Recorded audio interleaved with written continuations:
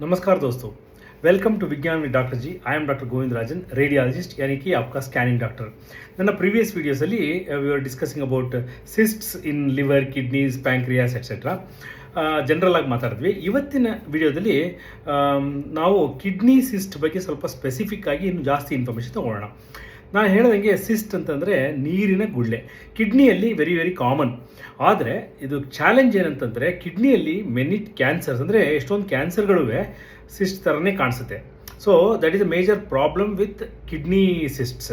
So ಇವಾಗ ಏನಾಗುತ್ತೆ, ಅದಕ್ಕೋಸ್ಕರನೇ ನಾವು there is something called Bosniak categorization of the renal cyst ಅಂತ ಹೇಳ್ತೀವಿ. ಅಂದರೆ ಆ ರೀನಲ್ ಸಿಸ್ಟ್ ಅಂದರೆ ಕಿಡ್ನಿಯಲ್ಲಿರೋ ಸಿಸ್ಟನ್ನು ನಾವು 1, 2, 3, 4 ಅಂತ ಕ್ಯಾಟಗರೈಸ್ ಮಾಡ್ತೀವಿ ನಾವು.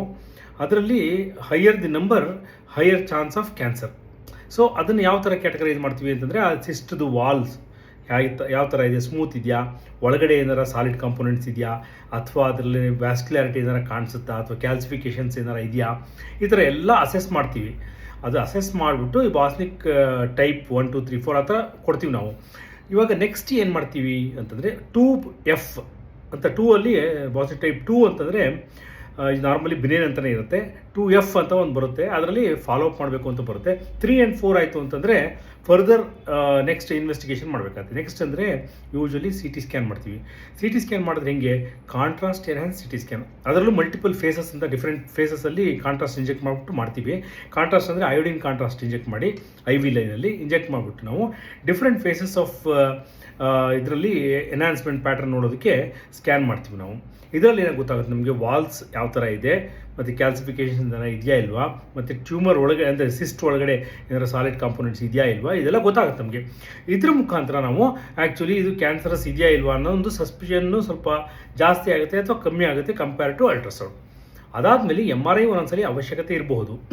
ಇದಕ್ಕೆಲ್ಲ ಮೋಸ್ಟ್ ಇಂಪಾರ್ಟೆಂಟ್ ಏನಂತಂದರೆ ಸೀರಮ್ ಕ್ರಿಯಾಟಿನ್ ಅಂದರೆ ಕಿಡ್ನಿ ಫಂಕ್ಷನ್ ಟೆಸ್ಟು ನಾರ್ಮಲ್ ಇರಬೇಕು. ಸಪೋಸ್ ಪೇಷಂಟ್ಗೆ ಅಲ್ಟ್ರಾಸೌಂಡ್ ಸ್ಕ್ಯಾನ್ ಮಾಡಿದಾಗ ಸಿಸ್ಟ್ ಒಂದು ಕಾಣಿಸ್ತಾ ಇದೆ, ಅದು ಅಬ್ಸಲ್ಯೂಟ್ಲಿ ಬಿನೈನ್ ಇದೆ ಅಂತಂದರೆ ನೆಕ್ಸ್ಟ್ ನಾವು ಏನೂ ಮಾಡೋ ಅವಶ್ಯಕತೆ ಇಲ್ಲ.